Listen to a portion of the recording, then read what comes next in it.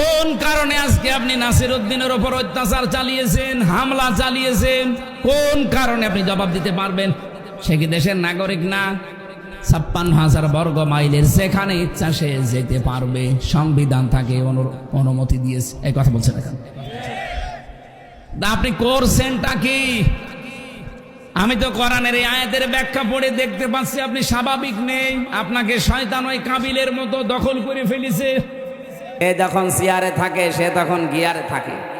Chair পেয়েছেন তো গিয়ারে আছে, টের পাচ্ছেন না কিছু।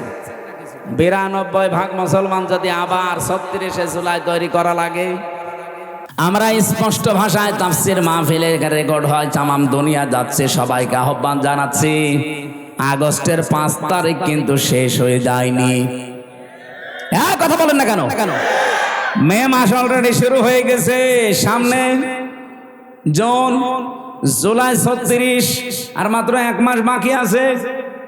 রিপোর্ট দেওয়া দূরের কথায় কমিশন যেহেতু মানি না, যদি মানতে বাধ্য করেন কিন্তু 36শে জুলাই আবার এদেশে আসবে। আর যদি আবার 36শে জুলাই এদেশে আসে, এত বড় পাওয়ারফুল মানুষ যখন থাকতে পারে না, তাদের শিকড় কোন জায়গা থেকে কোন জায়গা ছিল আপনারা তো নিজেরাও জানেন। কি ইউনিয়নের একেবারে ইউনিয়নের চৌকিদার থেকে শুরু করে সংসদ ভবন পর্যন্ত প্রত্যেক জায়গায় স্তরে স্তরে লোক সেট করা ছিল, তারপরও তারা টিকতে পারে না এই বৈষম্যের কারণে। এখন যদি আল্লাহ রাসূলের বিরুদ্ধে অবস্থান নিয়ে বেশি সফিগিরি দেখাতে চান না, আপনারা টিকতে পারবেন কয়দিন? এদেশে এখন আর দল বেদল নেই। কে আওয়ামী লীগ করে, কে জাতীয় পার্টি করে, কে বিএনপি করে, জামাত ইসলাম করে, ওইটা বাদ। এখন আমরা দেখি আল্লাহর কোরআনে হাত দিয়েছি। কথা বলেন, প্রকাশ্য হাত দিয়েছে। পুরা বইটা আমি শেষ করেছি। কি আশ্চর্য, মানুষ এত সাহস দেখায় কি করি? এখনো পর্যন্ত পিটিয়ে মেরে ফেলেনি তো ভাগ্য ভালো। আপনি কি এটাকে ইন্ডিয়া পেয়েছে? এখানে নামাজ হয়তো কম পড়তে পারে, রোজা না রাখতে পারে, তা আল্লাহ একজন আছে, রাসূল আমাদের নেতা। এ বিষয়ে আপনি যারে জিজ্ঞাসা করবেন, ওই যে যেটার ফুল হাতা ও বলবে। আবার লজ্জা পাচ্ছে। আপনার লজ্জা কিসের?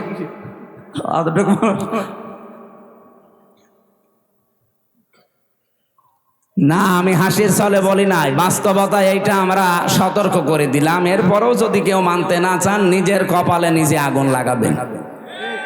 যে যখন চেয়ারে থাকে সে তখন গিয়ারে থাকে। চেয়ার পেয়েছেন তো গিয়ারে আছে, টের পাচ্ছেন না কিছু। 92% মুসলমান যদি আবার 36শে জুলাই তৈরি করা লাগে, কোরআন কায়েম করে ছাড়বে ইনশাআল্লাহ। যেহেতু আমরা নিরাপত্তা চাই, আমাদের প্রতিবেশীর কাছে আমরা স্বস্তি শান্তিতে নিরাপত্তায় নেই। আমাদের নিরাপত্তা শুধুমাত্র দিতে পারে চীন। কে বলেন? বলেন। আল্লাহ বলেন নিরাপত্তা দিতে পারি, আগে নিজের ঈমানকে শিরিক মুক্ত করো। এই জন্য বলছিলাম আমার দেহ সিদ্ধান্ত আমার, এটা শিরিক। কারণ দেহ আমার না, সিদ্ধান্ত আমার না। আলাহুল খালকু ওয়াল আমরু। দেহ কার? পড়াটাই আল্লাহ বানিয়েছে। আমার মা বাবা শুধু বিছানায় ছিল, তাছাড়া তাদের কোনো দায়িত্ব নেই। বাকিটা যা করার কে করেছে? এই জন্য উনি যেহেতু বানিয়েছে, সিদ্ধান্ত ওনার হবে, আর এইটাই বাস্তবসম্মত। আর আপনি বলবেন দেহ আমার, সিদ্ধান্ত আমার, এটা আপনার বাস্তবতার বাইরে। সুতরাং আগামী থেকে আমরা এই কমিশনই যেহেতু মানি না, ও নিয়ে আর কথা বলতে চাই না। এরপরও যদি কেউ বাধ্য করেন, এদেশের রাজপথ এখনো কিন্তু শেষ হয়ে যায়। আমরা আশা করব দেশকে অস্থিতিশীল করার জন্য এই কিছু কোলাঙ্গার মহিলার কথা শুনে, যেগুলো কোলাঙ্গার না হলে আল্লাহর কোরআনের বিরুদ্ধে হাত দেয়। আর এরা মহিলা বলে কি এদের? এগুলো সব ডাস্টবিন থেকে এসেছে। এদেরকে মহিলা বলা যায়? চেহারা দেখেছেন এক একটার? চেহারা দেখলে তো হালকা পাতলা বোঝা যায় মেয়ে লোকের কোন চিহ্ন আছে কয়টার ভেতরে, যে কয়টা কমিশনে বসে আছে দেখান। সূরা কলমের 13 নম্বর আয়াতের তাফসিরে পড়েছি, যারা কোরআনের বিরুদ্ধে অবস্থান নাই, ওয়াতুল্লিম বাদা যালিকা সানিম, এগুলো যার সন্তান। আমি বলতে চাই না, তারপরেও তো বাস্তবে মিলে যাচ্ছে। আপনি কোরআনে হাত দিতে গেলেন কোন সাহসে? নিজের জন্মটা খারাপ করে ফেললেন। আশা করছে আপনারা থামবেন, এরপরে কপালে যা আছে আল্লাহ করবে। এই জন্য আমরা শান্তি, স্বস্তি, নিরাপত্তা যদি আল্লাহর পক্ষ থেকে বাংলাদেশ পেতে চাই, বহির্বিশ্বের যে এখন আন্তর্জাতিক ষড়যন্ত্রগুলো চলছে, অলরেডি যেহেতু দাঙ্গা মোদি লাগিয়ে দিয়েছে, এ বাতাস আসতে কিন্তু বেশি দেরি হবে না। কি কথা বললেন না? আপনি বাস্তবতা কিছু বোঝার চেষ্টা করেন। আমরা শান্তি, স্বস্তি, নিরাপত্তা পেতে চাইলে ঈমান যাই আছে, ঈমানের সাথে যেন শিরিক মিশ্রণ না হয়। যেহেতু আল্লাহর আইনের সাথে অন্য কোনো আইন মিশ্রণ করা শিরিক, সুতরাং এই দেশে আল্লাহর আইনের বাইরে কোনো আইন আমরা চলতে দিতে পারি না, তাহলে দেশটা নিরাপত্তাহীন হয়ে যাবে। আমরা চাই দুনিয়া যার আইনও চলবে, এ কথার সাথে দ্বিমত আছে কারো? আবার ভাইরা, নামাজ যদি আপনার কমও থাকে, রোজা আপনার কম হয়েছে, পর্দা পশিদা কম হয়েছে, কিন্তু ঈমানটা যদি সত্যি আপনি পরিষ্কার রাখতে পারেন, আকীদা যদি আপনার বিশুদ্ধ হতে পারে, অল্প কিছু করলে আপনাকে আমার আল্লাহ নাজাত দিয়ে দেবেন। আখলিস দীনাকা ইয়াকফিকাল আমালুল কলিল, তোমার ঈমানকে খাঁটি করো, অল্প আমলে নাজাতের জন্য এইটাই যথেষ্ট হয়ে দাঁড়াবে। আল্লাহ হাদিসটা মেনে চলার তৌফিক দিন, বলেন আমিন। ও বাংলার মুসলমানেরা, যে হাদিস পড়ে ব্যাখ্যা করছিলাম, যে জিনিস আমার না ওটা যদি জোর করে আমি নিজের আয়ত্তে রেখে দেই, আমি ওই দিন থেকে নবীর উম্মত। আর সুতরাং আগস্টের 5 তারিখের পরে কাউ যদি এই কাজ করে থাকেন, কারো চরিত্র যদি এরকম সমস্যা থাকে, আগে ওটা ফেরত দিয়ে দেন। এটাকে আমি ইনাকে বললাম, আপনাকে বললাম, যে করেছেন তারে বলেছি। যারাই করেছেন এগুলো আপনি নিজে তো জানেন, কার্ডটা কি দখল করেছেন সেটা ফেরত দিয়ে দেন। হ্যাঁ, যদি আপনার জিনিস এতদিন দখল হয়ে যায়, ওটা যদি আপনি ফেরত পেয়ে থাকেন, আপনার অসুবিধা নেই। কথা বোঝা গেছে? আপনারই ছিল, ওটা হাত ছাড়া হয়ে গিয়েছিল, দখল করে নিয়েছিল, এখন ওটা আবার ফেরত পেয়েছেন, আপনি এই হাদিসের আওতা মুক্ত থাকবেন। সে যেন জাহান্নামে নিজের একটা স্থান তৈরি করে নিল, বলেন নাউজুবিল্লাহ। আল্লাহ আমাদের হেফাজত করুন। সূরা মুনাফিকের 4 একটা মাত্র আয়াত পড়েছি। আমাদের আজকের আলোচনার বিষয় ভণ্ড বিশ্বাসী। বাংলাদেশে নেই, আছে মানে নবীজি ইন্তেকালের আগে কিন্তু এই কথা জানিয়েছেন যে ভণ্ড বিশ্বাসী, যেটা আরবিতে বলা হয় মুনাফিক, বাংলায় কি বলে? কপটতা।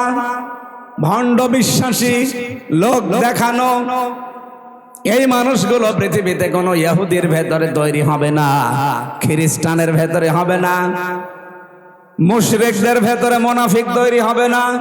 মুনাফিক যদি তৈরি হয়, দুনিয়ায় শুধুমাত্র তৈরি হবে মুসলমানদের ভেতরে। যেহেতু আমরা এদেশে এখন 92 ভাগ, এই জন্য মুসলমানদের ভেতরে মুনাফিক তৈরি হওয়ার সম্ভাবনা বেশি। আমি আবার মুনাফিক হয়ে গেলাম না তো? আল্লাহ পাক বলেন, ওয়াইদা রাআইতাহুম তুজিবুকা আজসামুহুম ওয়া ইয়াকুলু তাসমা'ু লিকাউলিহিম কান্নাহুম খুশুবুম মুসান্নাদা। হে নবী, আপনি যখন মুনাফিকদেরকে দেখবেন, যেহেতু মুনাফিকের এই জাতটা অন্তরের সাথে সম্পৃক্ত, দেখলে আপনি নিজে পর্যন্ত আশ্চর্য হয়ে যাবেন যে এ কি গো, এটা আমার চাইতেও বড় বুজুর্গ।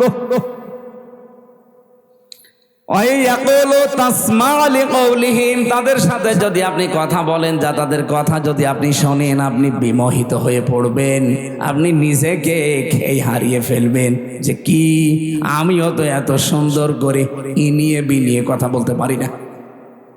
মুনাফিকদের উপরে ফিটফাট ভেতরে, বলেন বলেন বলেন। রাব্বুল আলামিন তাদের উদাহরণ দিতে গিয়ে জানিয়েছেন, কান্নাহুম খুশুবুম মুসান্নাদা, তারা যেন কাঠ খোদাই করা দেওয়ালের মতো। এত সুন্দর একটা উদাহরণ আল্লাহ সেট করেছেন, এটা পড়লে আমার কাছে কোরআনে কারিমের এই যে বালাগাত ফাসাহাত পরিপূর্ণ আমার আল্লাহ কোরআন, এই আয়াতটা তার প্রমাণ। কান্নাহুম খুশুবুম মুসান্নাদা, এর বাংলা অর্থ দাঁড়িয়েছে মোনাফিকদের দৃশ্য মনে হয় কাঠ খোদাই করা দেওয়ালের মতো। চাকচিক্যময় দেওয়ালগুলো দেখলে আপনি কিন্তু ভুলে যাবেন, খেয়ে হারিয়ে ফেলবেন। আর একটা বাংলায় কথা আছে, ফিদা হয়ে যাবেন। এটা আঞ্চলিক ভাষায় কি বলে? এটা কিছু দেখলে ফিদা হয়ে যায়। আমি আঞ্চলিক ভাষাটা এলাকা জানি না, এই জানে বলতে পারছি না। এটা বাংলায় লেখা পেয়েছি, ফিদা হয়ে যাবেন আপনি। কার্যকারিতা, কারুকার্যতা দেখলে মানুষ নিজেকে হারিয়ে ফেলেছে। কি গো, শিল্প এত সুন্দর হতে পারে? আল্লাহ পাক বলেন ইয়াহসাবুনা কুল্লা সাইহাতিন আলাইহিম, মুনাফিকরা ধারণা করে উচ্চ কথা বললেই মনে হয় তাদের কোনো কিছু ফাঁস হয়ে যাবে। হুমুল আদব্য, তাদেরকে শত্রু হিসাবে চিহ্নিত করে রাখবেন। আমি কোন কয়েকটা বলছি। ফাহজারহুম, তাদের থেকে সতর্ক থাকবেন। ক্বাতালাহুমুল্লাহ, এইটা বিশ্বাস করে রাখবেন যে আল্লাহ নিজে তাদেরকে হত্যা করবে, শাস্তি দেবে, কতল করবে। আন্না ইউফাকুন, কোথায় তারা ফিরে যাচ্ছে। এটা বাংলা অর্থ ছিল। এবার এই যে তিনটা শব্দের ভেতরে গুরুত্বপূর্ণ শব্দ হচ্ছে ইয়াহসাবুনা, তারা ধারণা করে, মনে করে। কুল্লা সাইহাতিন আলাইহিম, উচ্চ কোনো কথা বললেই মনে হয় তাদের চরিত্র ফাঁস হয়ে যাবে। যেহেতু মুনাফিক এটা নিকৃষ্ট আল্লাহর কাছে, রসুলের কাছে এত নিকৃষ্ট, কোরআনে আল্লাহ উদাহরণ দিতে গিয়ে জানিয়েছেন মুনাফিক জাহান্নামে যাবে কাফেরদেরও নিচে। বলেন তো, আবু জেহেল মুনাফিক না কাফের? ফেরাউন মুনাফিক না কাফের? বলেন বলেন বলেন। তাহলে ফেরাউনকে আল্লাহ যদি জাহান্নামে দেয়, আবু জেহেলকে যদি জাহান্নামে দেয়, মুনাফিক যারা আমরা, যারা মুসলমানদের ভেতরে এখন সেগুলো বলবো চারটা, এই চারটা বিষয় যদি কারো ভেতরে থাকে, ও আবু জেহেলেরও নিচে থাকবে। নওগাঁবাসী থাকতে চান আবু জেহেলের নিচে জাহান্নামে? বলেন বলেন বলেন।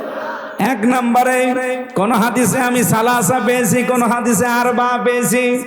আয়াতুল মুনাফিক আরবা আছে, সালাসা আছে।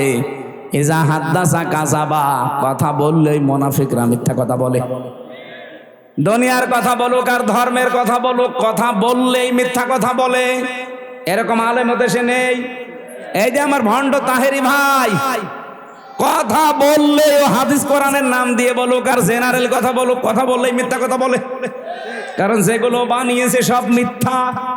আপনি আলেমদের জিজ্ঞাসা করেন, আলী বাবা, শালি বাবা, কেল্লা বাবা, ফতে বাবা, কোন জিকির আছে? তাহলে সব বানিয়েছে। কথা বললেই মিথ্যা কথা তুলে আনে। এমন এমন শান তৈরি করেছে আল্লাহর ওলিদের নাম নিয়ে। এ পৃথিবীতে সবচাইতে দামি মানুষ হচ্ছে নবীরা। কথা বলেন না কেন? নবীদের পরে সবচাইতে দামি মানুষ সাহাবীরা। বলেন বলেন বলেন। আপনি নবীদের জীবনী পড়েন। আমি 25 জন নবীর জীবনী পেয়েছি কোরআনে ডাইরেক্ট, আর 2 জন নবীর নাম পেয়েছি ইনডাইরেক্ট। এই 27 জনের পুরা জীবনী আমি পড়ে দেখেছি তাফসিরে তাবারি থেকে। পড়াটা পড়ে কোনোদিন আমি পাইনি ও যেমন জিকির বানিয়েছে কোন নবী এই শালি বাবা, কেল্লা বাবা, ফতে বাবা বলে জিকির করেছে। তাহলে পড়াটা মিথ্যা, এটাকে আর ব্যাখ্যা করা লাগবে? সাহাবীদের জীবনী পড়েন, হেকায়েতে সাহাবা সহ যত সাহাবীর জীবন আমি নিজে পড়েছি। একটা দুইটা না, বিশ্ববিদ্যালয়ে থাকাকালীন বহু সাহাবীর জীবন আমার ছিল। পড়াটা পড়ে কোনো দিন আমি পাইনি একদিনের জন্য কোন সাহাবী ইয়া রাসূলুল্লাহ, ইয়া রাসূলুল্লাহ এই জিকির করেছে।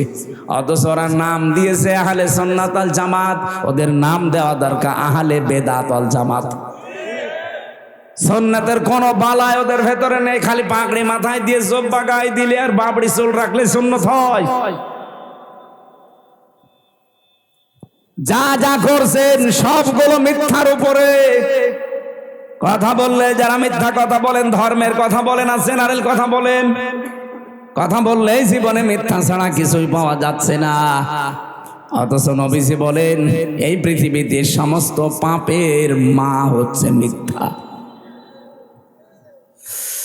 বাইরের দেশগুলোতে আমি যে দেখেছি, ওরা শুধু আজ দাঁড়িয়ে গেছে এই মিথ্যাটা না থাকার কারণে।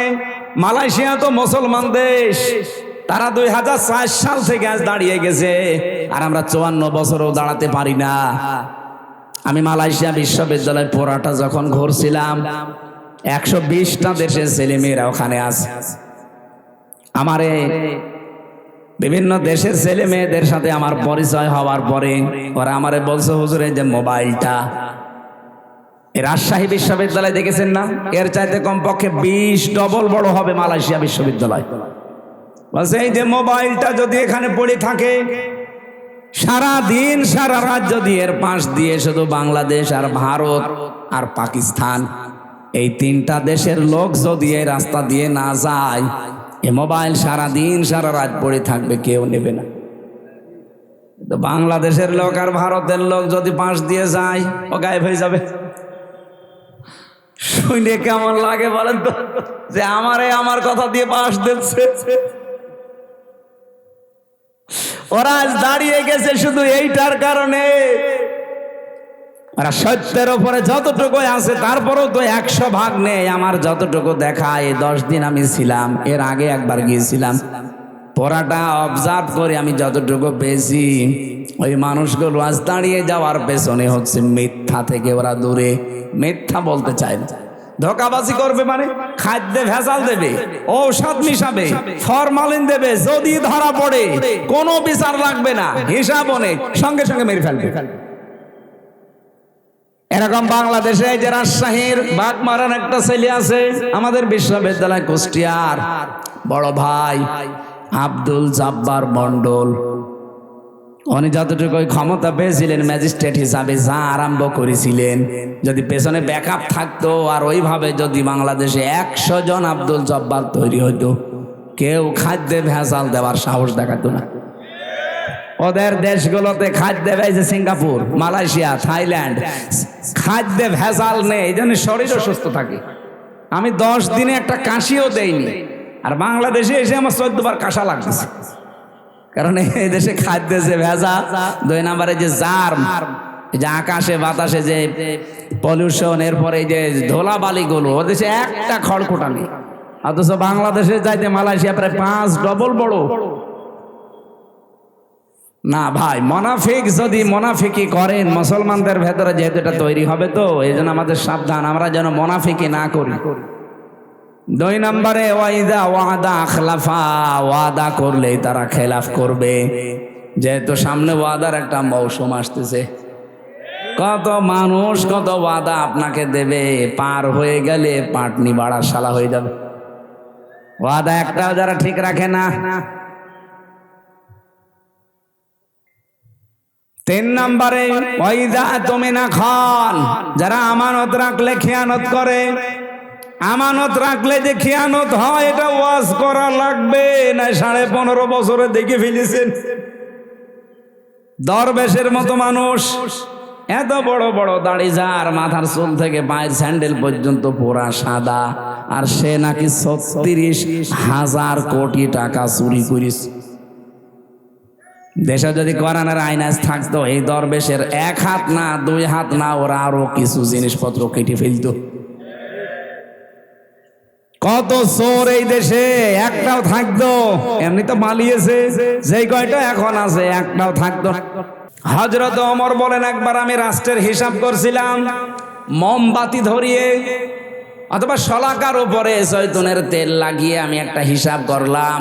হঠাৎ করে দেখি রাতের বেলা দেশের প্রধান বিচারপতি হযরতে আলী আমার বাড়িতে আসার পরে সালাম দিয়ে জিজ্ঞাসা করলাম, প্রধান বিচারপতি, আপনি কি এসেছেন রাষ্ট্রের কোনো কাজ না নিজের কোনো কাজ নিয়ে? হযরতে আলী বলে, খলিফা, আমি এসেছি আমার পারিবারিক একটা সমস্যা নিয়ে। হযরত ওমর সঙ্গে সঙ্গে বাতিটা লিভিয়ে দিলেন।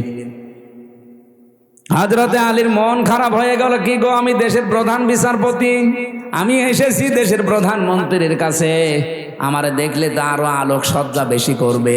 আর একটা জয়তুনের তেল দিয়ে লম্ফ জ্বালানো ছিল, বাতি ওইটাও দিল লিভিয়ে, এখন তো অন্ধকার হয়ে গেল, আমি কি বলতে যে কি বলবো। হযরত ওমর ডাক দিয়ে বলে, প্রধান বিচারপতি আলী, মন খারাপ করবেন না, আমি আপনাকে আগেই জিজ্ঞাসা করেছি আপনি কি এসেছেন আপনার ব্যক্তিগত কাজে না পারিবারিক কাজে না রাষ্ট্রীয় কাজে? আপনি নিজেই বলছেন না আমি পারিবারিক কাজে এসেছি। আমি যে হিসাব করছিলাম এটা রাষ্ট্রের তেল পুড়িয়ে রাষ্ট্রের জনগণের হিসাব। তা আপনি আসলেন আপনার পারিবারিক ব্যক্তিগত জীবনের সমস্যা নিয়ে, জনগণের তেল পুড়িয়ে আমি কাজ করি। এ সময় আপনার সাথে কথা বললে জনগণের আমানতের সাথে খেয়ানত হবে। হযরতে আলী বলেন, এই দিন থেকে ওমরের প্রতি রাগ না মহাব্বত যা ছিল, ভালোবাসা, এগুলো আরো আল্লাহ বৃদ্ধি করে দিয়েছে। দেশের 1628 জন মানুষ যদি এভাবে আমরা তৈরি করতে পারতাম আজ, বাংলার মুসলমানেরা সুযোগ আল্লাহ সব সময় দেয় না। 54 বছর পর একটা সুযোগ অলরেডি দিয়েছে। এবার যদি হাতছাড়া হয়ে আবারও চোর ডাকাত আবার এসে যায়, 100 বছরে সুযোগ আর পাবেন না। আমি বলছি না আপনি এই লোকটাকে দেন, এই লোকটাকে দেন না। আপনি এমন মানুষকে আপনার রায়, আপনার সিদ্ধান্ত, আপনার ভোট, আপনার আমানতটা দেবেন, যে লোকটা পেলে আল্লাহর কাজ করবে, রাসূলুল্লাহর কাজ করবে, মানবতার কাজ করবে। আর যদি না নিজেই মারিং কাটিং এর ওস্তাদ হয়, আপনার নিজের কপালে নিজে কোড়াল লাগাবেন না। সূরা হুদের 98 নম্বর আয়াতটা বাড়িতে আজকে পড়বেন। يقدم قومه يوم القيامة فأوردهم النار وبئس الورد المورود। আল্লাহ পাকের বাংলা অর্থ হচ্ছে, যেই দলের নেতা জাহান্নামে যাবে, ওই দলের অনুসারী কর্মী সব তার সাথে জাহান্নামে যাবে। এটা আমি বানালাম। সূরা হুদ 12 নম্বর পারা 12 নম্বর পৃষ্ঠার 1 নম্বর লাইনের 98 নম্বর আয়াত। বাংলাদেশে যত তাফসীর আছে, বাংলা ইংরেজি যা পাবেন দেখেন, এইটা লেখা আছে। যদি এটা ফেরাউন সম্পর্কে আল্লাহ নাযিল করেছে, কিন্তু কোরআন তো শুধু ফেরাউনের জন্য না, তামাম দুনিয়ার জন্য। যেই দলের নেতা জাহান্নামে যাবে, ওই দলের কর্মী অনুসারী যা আছে তার পেছনে সব যাবে জাহান্নামে। আপনি এখন কোথায় যাবেন নিজেই ভাবেন। 4 নাম্বারটা যেটা বলতে চাই, এটা অনেকে আমরা বলতে চাই না, এইটাও আছে 4 নম্বরে হাদিস, যে মুনাফিক তারা যারা কথা বললেই, কারো সাথে একটু ঝগড়া হলেই কথার আগেই গালি দেয়। এদেশে তো নেই। সেদিন আমি পাবনায় না কোন জায়গায় যেন যাওয়ার সময় দেখি বরফ বিক্রেতা, ওই যে আইসক্রিম বিক্রি করে, 2 মহিলা মনে হয় ঝগড়ার সময় গালি দিচ্ছিল, মোবাইলে রেকর্ড করিস।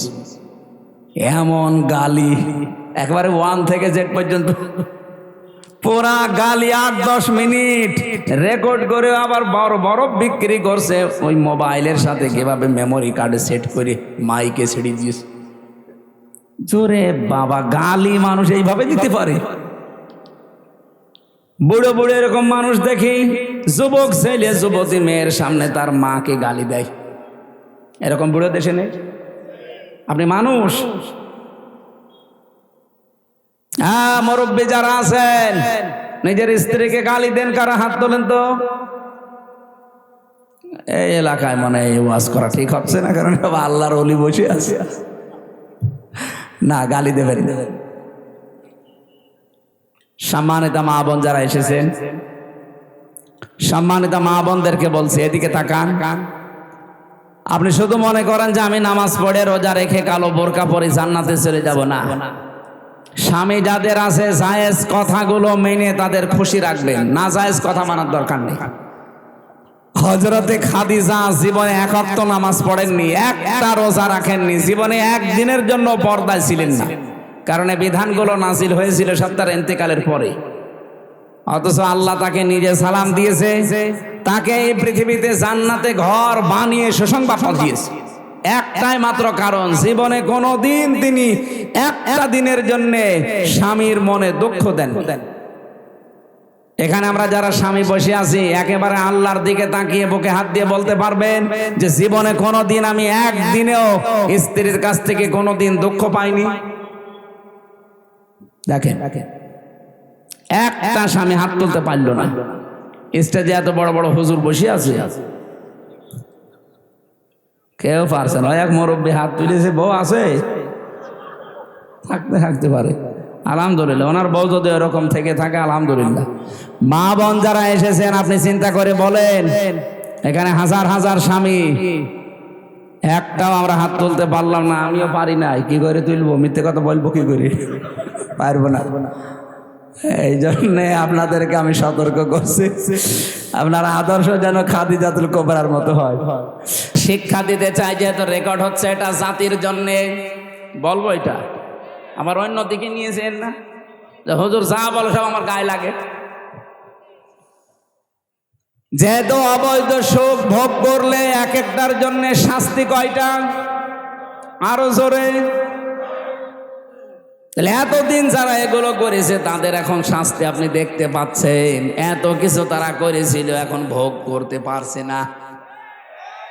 কয়েকদিন আগে সিঙ্গাপুরে ছিলাম, মালয়েশিয়া, কয়েকটা দেশ ঘুরছিলাম। দেখি এই দেশ থেকে যারা পালিয়ে গেছে ওরা কিন্তু ওই দেশে সাহেব পাড়া বানিয়েছে, সেকেন্ড হোম ওদের আছে, থাকতে পারে না, তালা লাগানো থাকে হচ্ছে হোটেলে।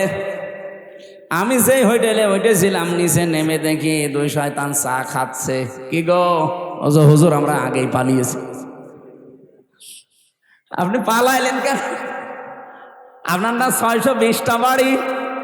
ওই যে চট্টগ্রামের একজন ছিল না, কি মন্ত্রী যেন, ভূমি মন্ত্রী, 620টা বাড়িয়েছে শয়তান। একজনের বাড়ি লাগে কয়টা বলেন তো? আমার বাবার একটা বাড়ি, তাই আমি থাকার সময় পাই না।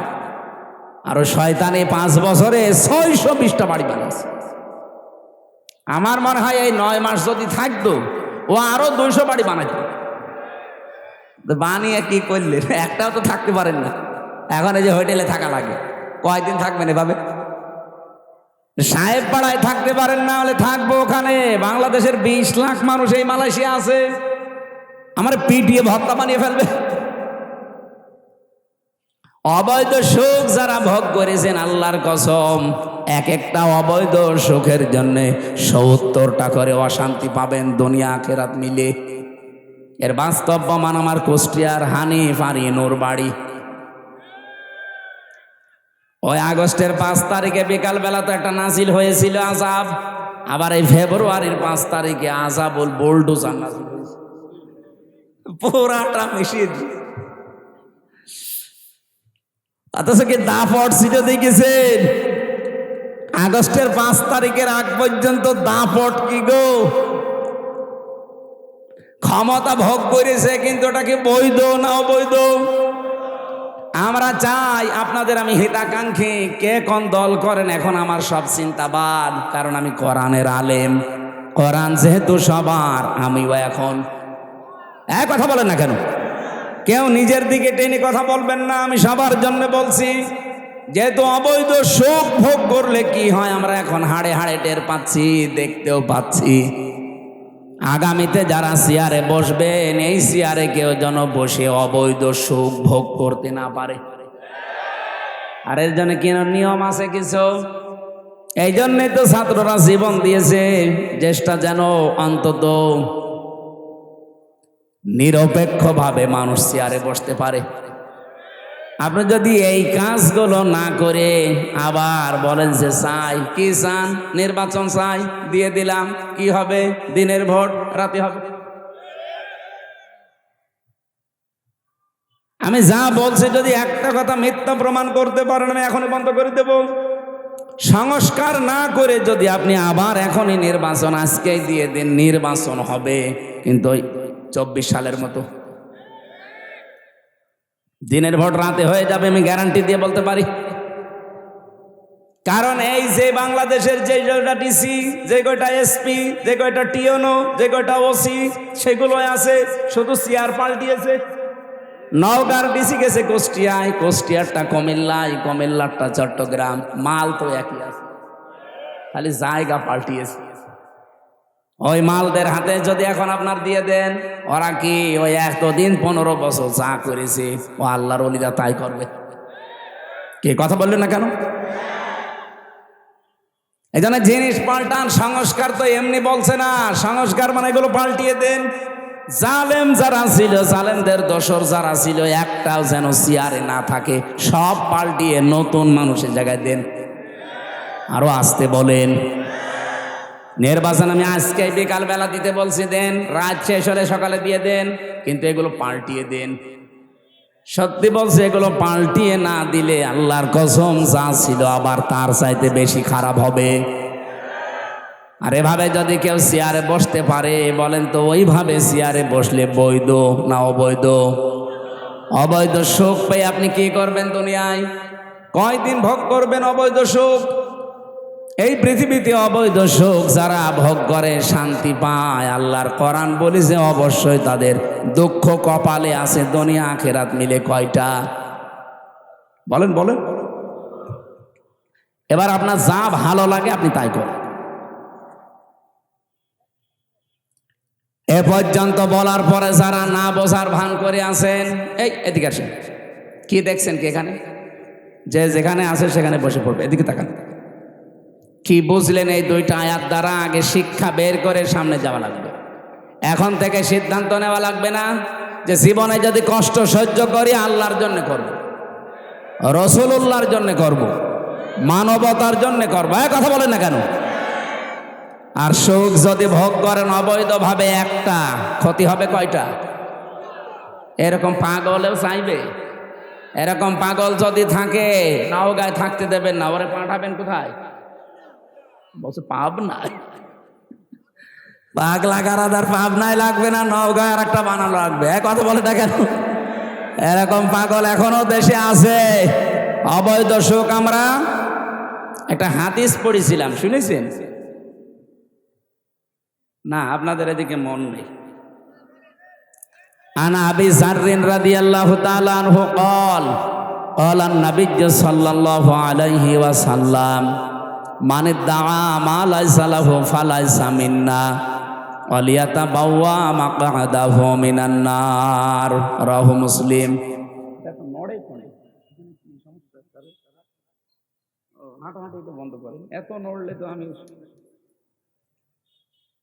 এখানে হাঁটাহাঁটি যদি খুব জরুরি না থাকে করবেন না, একটু নিস্তব্ধ পরিবেশ দেন। হাদিসটা এখানে যেহেতু আলিম মাদ্রাসা, আপনারা নিজেরাও পড়ান মুসলিম শরীফের হাদিস, আমি জানি, কিন্তু এখান থেকে দুইটা তথ্য আমি বের করতে পেরেছি। এদিকে তাকান। নবীজি বলেন মানিদ্দাআ মা লাইসা লাহু ফালাইসা মিন্না। যেই জিনিস তোমার না, ওইটা যদি নিজে দখল করে নাও, নিজের আয়ত্তে রেখে দাও, যেই দিন এই কাজ করবা ওই দিন থেকে তুমি আমি নবীর উম্মত নেই। শুনেই না আউযুবিল্লাহ পড়ছেন, বাস্তবতা বলবো।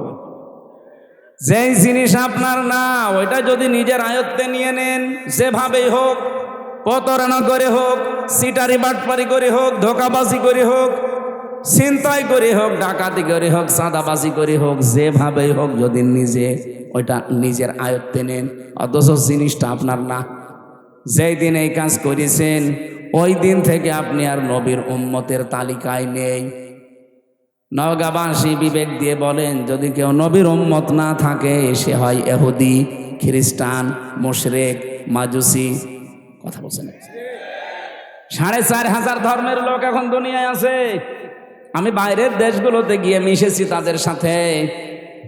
থাইল্যান্ডে গিয়ে এক জায়গায় যাচ্ছিলাম বাসে চড়ে, জিজ্ঞাসা করলাম যে আপনার নাম কি? নাম বলার পরে মনে হচ্ছে না, এই মুসলমানের নাম না। আপনার নবীর নাম কি? বলছে জোসেফ। জোসেফ মানে? হ্যাঁ, মুসা আলাইহিস সালাম, এটা ইহুদি। আর একজনের সাথে সিঙ্গাপুরে দেখা হয়েছিল, জিজ্ঞাসা করলাম আপনার নবীর নাম কি? বলছে যিশু। যিশু মানে ঈসা আলাইহিস সালাম। তাহলে ওই নবীর উম্মত দাবি করছে তারা। কেউ ঈসা, কেউ মুসা, কেউ ইব্রাহিম। ওরা ইব্রাহিম নবীর নামও পাল্টিয়ে দেখে আব্রাহাম। বিভিন্ন নাম তারা পাল্টিয়ে দিয়েছে, কিন্তু জিনিস তো আমরা যারে মুসা বলি, যারা ঈসা বলি, যারা ইব্রাহিম বলি। তাহলে ওরা আমাদের নবীর উম্মত কিন্তু দাবি করছে না। জিজ্ঞাসা করলে তো বলে না যে আমার নবীর নাম মুহাম্মাদুর, বলে না, বলে না। কারণ ওরা নবীকে স্বীকার করে না, ওরা স্বীকার করে ওই সমস্ত জায়গাকে। যদিও তারা মুসা নবীর আদর্শের ওপরেও নেই, যদি তারা ইব্রাহিম নবী, ঈসা নবীর আদর্শের ওপরেও নেই। এই পৃথিবীতে এখন ইসরায়েলে যে ইহুদি দাবি করছে, এটা বিশ্ব, এটা বেহায়া, বেলজ্জা, এবং এরা নাফারমান সবচাইতে পৃথিবীতে বড়। কারণ ওরা নবীর নাম বলে কিন্তু নবীর আদর্শ ওদের ভেতরে নেই।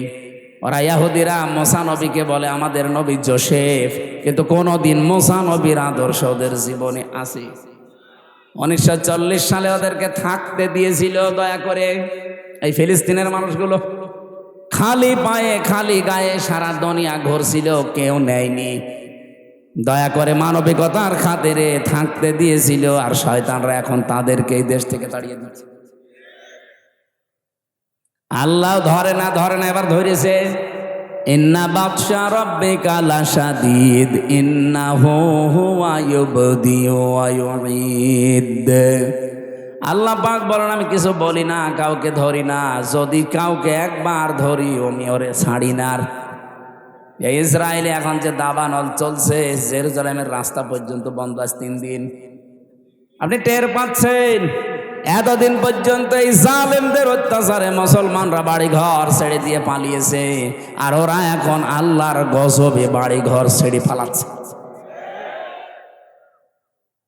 কত উন্নত প্রযুক্তির মেশিন লাগিয়েছে তারা, পানি দিচ্ছে লেভানোর জন্য আগুন, কিন্তু না যত দেয় তত আরো চলে। কারণ এই আগুন তো আর হামজা লাগায়নি, আগুন লাগিয়েছে কে?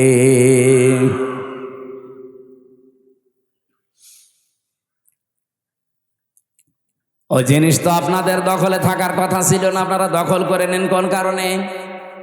যেই জিনিস আপনার না ওইটা যদি আপনি দখল করে নেন, আল্লাহর কসম করে বলছি ওই দিন থেকে আপনি কিন্তু নবীর উম্মত আর নেই। আগস্টের 5 তারিখের পরে অনেক মানুষের চরিত্রে আমরা এগুলো দেখতে পেয়েছি। যে জিনিস যার না সেইটা নিজের করে নিয়েছেন।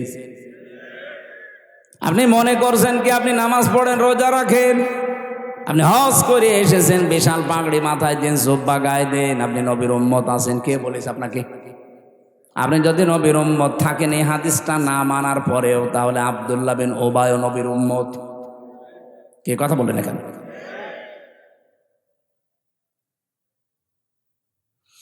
এই যে ভারতে মুসলিম আমাদের বাপ দাদা যারা হাজার হাজার লক্ষ লক্ষ বিঘা জমি জায়গা তারা ওয়াকফ করেছিল মসজিদ, মাদ্রাসা, খানকা, ঈদগাহ, গোরস্থানের জন্যে, অথচ পৃথিবীর এই নিকৃষ্ট মানুষের তালিকায় যে 6 জন মানুষের নাম আছে, তার ভেতরে মোদি আছে 3 নম্বরে। মোদি 3 নম্বর লোক। এই তামাম দুনিয়া তাকে ঘৃণা করে। শুধু বাংলাদেশের মানুষ আমরা না, তামাম দুনিয়া। এটা রিপোর্ট দিয়েছে মাইক্রোসফট, খ্রিস্টানরা বানিয়েছে রিপোর্ট। পৃথিবীর 257টা রাষ্ট্র মিলে তারা রিপোর্ট বানিয়েছে পৃথিবীর নিকৃষ্ট মানুষ কারা। 6 জনের নাম এসেছে, নেতানিয়াহু একজন, মোদি একজন, আর যেটা পালিয়েছে ওইটা আছে। ওটা নিজে ডাকতেও নাম বলা যাচ্ছে না। আপনি কি মনে করছেন এই মানুষগুলোকে শুধুমাত্র আমরা খারাপ বলছি? কে বলেছে? তামাম দুনিয়ার যত সৃষ্টি আছে ওদেরকে সামনে নিয়ে যান, ওরা এই নামগুলো শুনলে ঘৃণা ভরে প্রত্যাখ্যান করছে। একটু বিবেকের তাড়নায় কথা বলেছিল ভারতের একজন সেনাবাহিনীর একজন দায়িত্বশীল, তাকে আজকে নামিয়ে দিয়েছে, বাদ দিয়ে দিয়েছে। বিবেক বহির্ভূত কাজ পৃথিবীতে সবচাইতে বেশি করছে এখন ইন্ডিয়া।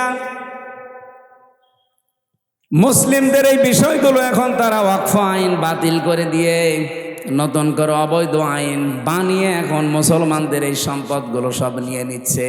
সম্পদ নিয়ে নিলে তো হয়, আগে ধরেছে তারা আল্লাহর ঘর মসজিদগুলো, একটা একটা করে সব মসজিদ তারা ভেঙ্গে গুড়িয়ে দিচ্ছে। পৃথিবীর মানুষেরা মাটির নিচে আমরা শুনি যে তারা তেল পায়, গ্যাস পায়, সোনা পায়, রূপা পায়, আর এই শয়তানরা শুধু মাটির নিচে মন্দির পায়। তাও যেখানে সেখানে মন্দির পায় না, শুধু মসজিদের নিচে। যেই মসজিদ ভাঙ্গে বলে এখানে 500 বছর আগে মন্দির ছিল। আমরা যদি এখন বাংলাদেশে আওয়াজ তুলি যে ঢাকার স্বামীবাগে যে ইস্কন মন্দির, এটা 1000 বছর আগে মসজিদ ছিল, মেনে নেবে?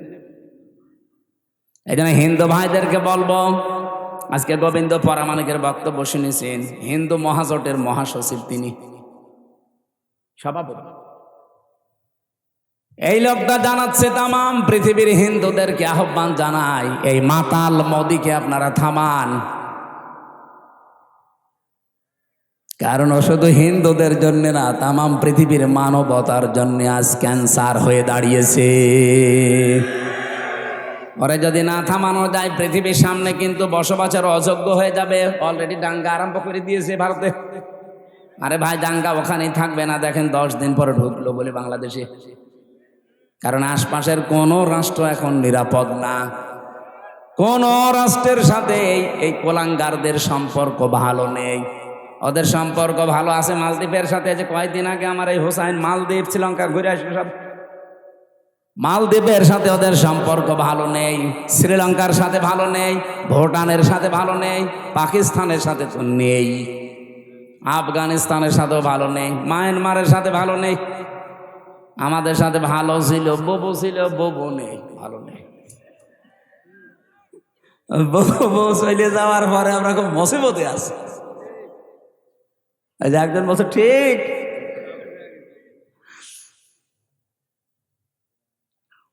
বউরে এতদিন শুনতাম নাকি যে স্বামী স্ত্রীর সম্পর্ক, এটা তো মিথ্যা কথা। কারণ দাদা তো ফুল হাতা আর আমরা হাফ হাতা। ফুল হাতা বোঝে? আমি জেলখানা এটা বুঝতাম না। জেলখানায় এক পেয়েছিলাম, জেলার দেবদুলাল। ও যখনই জেলে প্রবেশ করতো, গেট দিয়ে আসার সঙ্গে সঙ্গে কয়েদিরা যারা এক বাক্যে আওয়াজ দিত, ফুল হাতা ঢুকতেছে। তখন বুঝলাম যে বেটা মুসলমানি দিইনি। মুসলমানি না দিলে কি বলে? ফুল হাতা। আর আমরা এখানেও ফুল হাতা আছে, এই যে ছোটগুলো। এই না মানে না, ও ফুল হাতা। এই ছোট ছোট গুলো, এগুলো সব ফুল হাতা না, এগুলো হাফ হাতা এখন হয়নি। যাই বলেন, এতদিন পর্যন্ত মিথ্যা কথা ছড়িয়েছেন এই 15 বছর যে আমাদের স্বামী স্ত্রীর সম্পর্ক না, এটা আর বলবেন না, এটা সম্ভব না। কারণ আমাদেরটা যাই হোক, অন্তত হাসি কথা বলছেন এটা। আর দাদা তো জীবনে যদি এখন মুসলমানি দেওয়া লাগে, এই বুড়ো বয়সে আপনি হাজাম পাবেন কোথায়? এখন বুড়ো হাজাম লাগবে না। আপনি এই বয়সের কোনো ছেলে দিয়ে মুসলমানি দিতে পারবেন? তো লজ্জা পাবে, বলবে বুড়ো হাজাম নিয়ে আসেন। এখন বুড়ো হাজামের হাতে আপনি অস্ত্র দেবেন, ও আগা কাটতে যে গোড়া কেটে বাদ দিয়ে দেবেন। আমি আর নিচে নামলাম না। দাদা জীবনের মতো বিয়ে করার স্বাদ মিটে যাবে। আর দাদা যদি মুসলমানি না দেয়, ও মুসলমান না হয়, ওর সাথে বিয়ে দেওয়া যায় যাচ্ছে। আমরা আহ্বান জানাচ্ছি গোবিন্দ পরামানিক সাহেবের সাথে, তামাম দুনিয়ার সব হিন্দুরা একজোট হয়ে লোকটাকে থামান। অন্তত আমরা সবাই, যেহেতু প্রতিবেশী পাল্টানো যায় না। আমরা চাই সবাই মিলেমিশে অন্তত দুনিয়ার জীবনটা পার করি। কেউ থাকবো না আমরা। আপনি হিন্দু হন, খ্রিস্টান হন, মুসলমান হন, যাই হন, আর 100 বছর পরে এই পৃথিবীর জমিনে কেউ থাকবেন না। সব মাটির নিচে নাই আগুনে পুড়ে শেষ হয়ে যাবেন। পরবর্তীতে নতুন প্রজন্ম এসে এখানে আবার চাষ করবে। কথা বলছেন এখানে।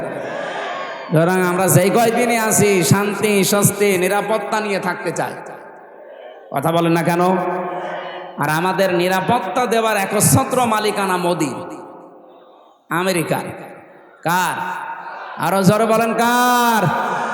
এই শিরিকটা বাংলাদেশে আছে। এই জন্য আমি স্মরণ করাচ্ছি। অনেকে এখন বিভিন্ন দিকে ঝুঁকতেছে, কেউ রাশিয়ার দিকে, কেউ আমেরিকার দিকে, কেউ দাদার দিকে তো ঝুঁকেই আছে, কেউ চীনের দিকে। না, পৃথিবীর কেউ নিরাপত্তা দেওয়ার মালিক না, তার নিজেরই নিরাপত্তা নেই। নিরাপত্তা শুধুমাত্র দিতে পারে আমার আল্লাহ। আর আল্লাহ কাদেরকে দেবেন?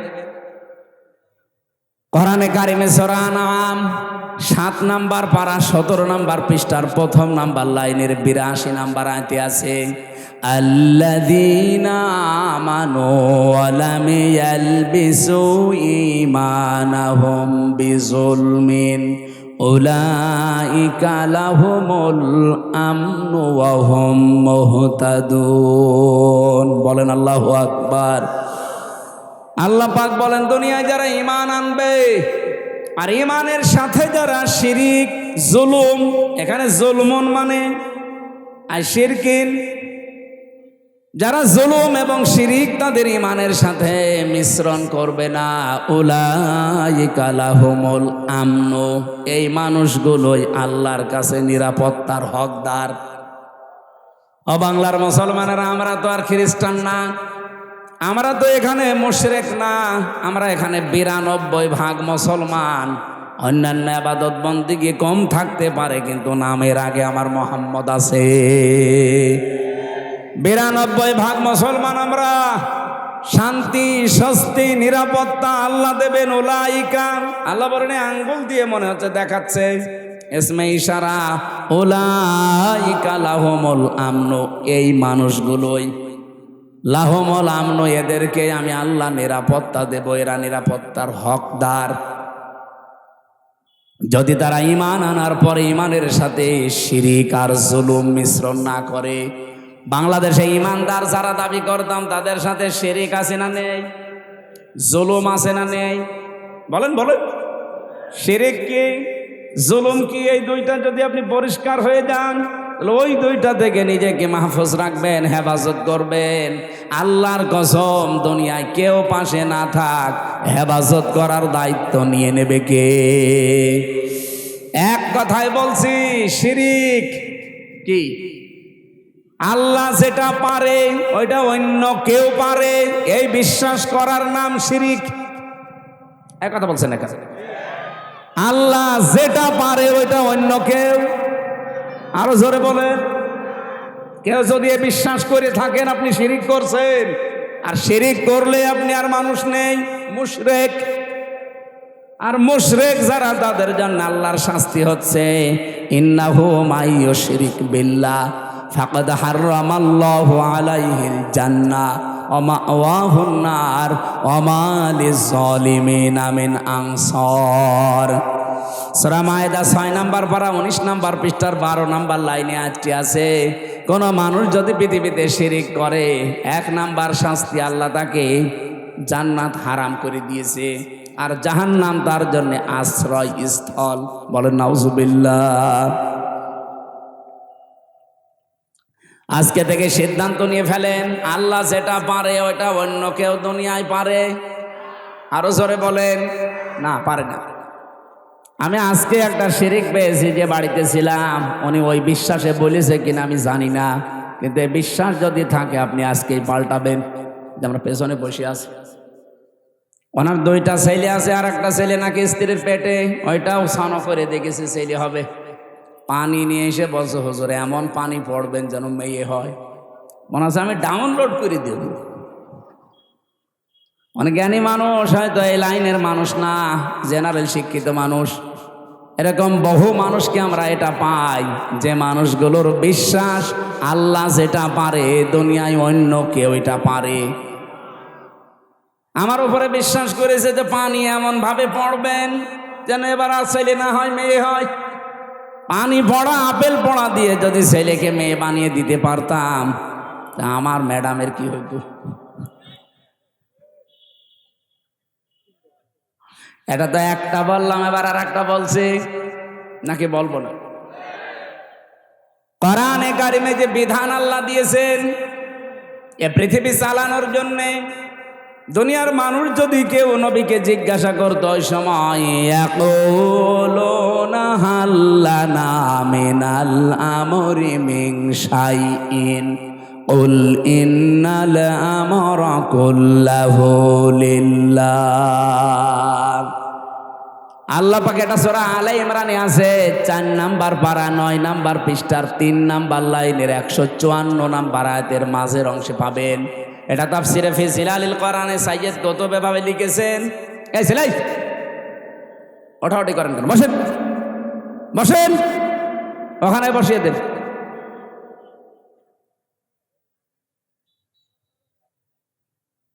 রব্বুল আলামিন বলেন, নবী, মানুষ যদি আপনাকে জিজ্ঞাসা করে যে দুনিয়া চালাতে তো আইন কানুন লাগে, এগুলো কি আমরা বানাতে পারি?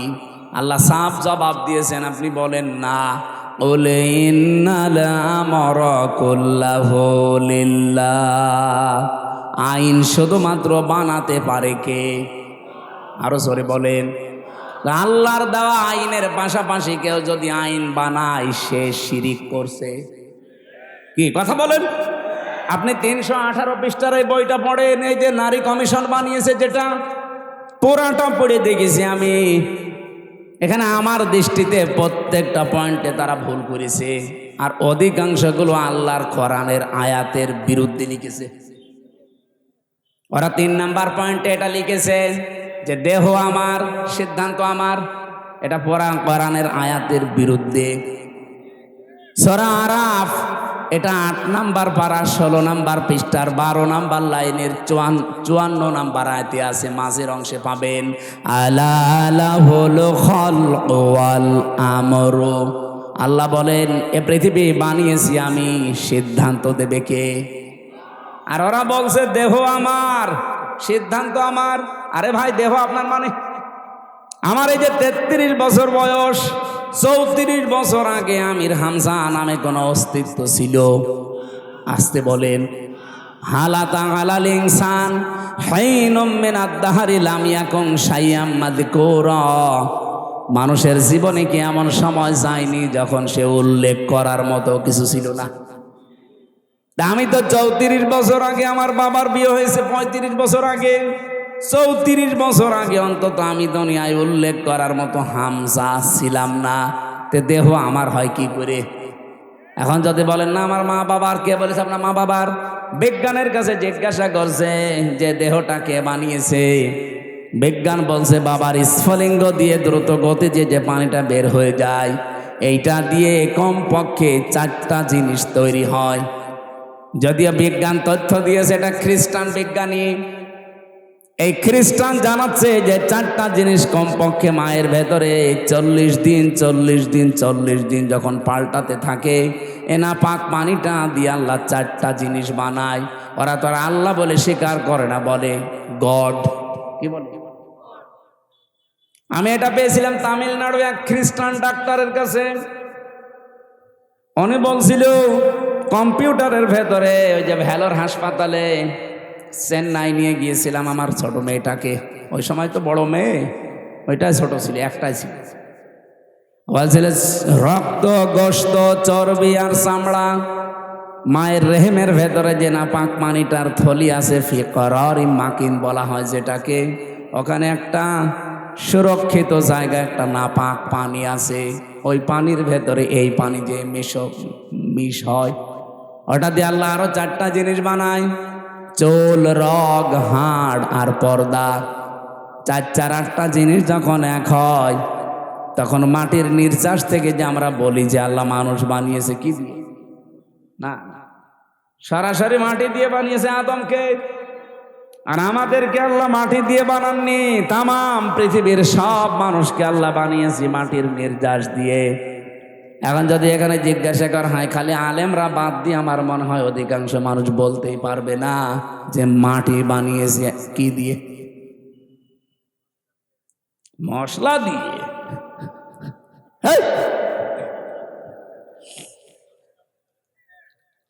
মাটির ভেতরে পাবেন আপনি oxygen, silicon, aluminium, iron, calcium, potassium, sodium, magnesium, nitrogen, hydrogen. ওদিকে 8টার মাটির উপাদান থেকে যদি 10টা হয়, 8 আর 10 কয়টা হয়? বলেন বলেন। আপনি এখানে এইটা না ভিড়িয়ে যদি কম্পিউটার দিতেন অথবা ল্যাপটপ সেট করেন, আমি আপনাকে এখন হাতে কলমে দেখাতে পারবো যে মানুষের 3.5 হাত বডি বানাতে 18টা জিনিসে হবে না, কমপক্ষে 23টা জিনিস লাগবে। সূরা আলে ইমরানের 6 নাম্বার আয়াতে এই তথ্যগুলো পাবেন। ওয়াল্লাযী ইউসাউবিরুকুম ফিল আরহামি কাইফা ইয়াশা লা ইলাহা ইল্লা হুয়াল আজিজুল হাকীম। বলেন আল্লাহু আকবার। তিনি সে আল্লাহ যিনি মায়ের রেহেমের ভেতরে তোমাদের আকৃতি তৈরি করেন। আকৃতি তৈরি করতে কমপক্ষে 5টা জিনিস তো লাগবেই। তো জেলখানার একটা বই ছিল মেয়েদের ওপরে, দাম্পত্য জীবনে যে সমস্ত কলহগুলো সমস্যার সমাধান করার জন্য আমি বই লিখেছিলাম দেখে দেখে, একেবারে বাস্তব। গাড়ি কোথায়? এই যে এটা গাড়ি না, এই গাড়ি থেকে মেয়েদের জন্য নিয়েছেন, কাজে লাগবে। আল্লাহুম্মা আমিন। লা হাওলা ওয়ালা কুওয়াতা ইল্লা বিল্লাহিল আলিয়্যিল আযীম। লা হাওলা ওয়ালা কুওয়াতা ইল্লা বিল্লাহিল আলিয়্যিল আযীম। মুনাফিকের যে জারগুলোর কথা শুনলাম, আল্লাহ আমাদের ভেতর থেকে বের করে দাও। আজকের মাহফিলের আলোচনার সওয়াবগুলো নবীজির রওজায় পৌঁছিয়ে দাও। মাটির নিচে যারা ঈমান নিয়ে ঘুমিয়ে আছে এদেরকে ক্ষমা করে দাও রব্বুল আলামিন। এই আয়োজনে যারা শরীক আছে এই মানুষগুলো তুমি মেহেরবানি করে কোরআনের ইজ্জতে কবুল করো। মা বোনদেরকে তুমি খাদিজাতুল কুবরার মতো বানিয়ে দাও। আগামীতে এই অনুষ্ঠানটা কোরআনের জন্য আরো বড় করে কবুল করে নাও।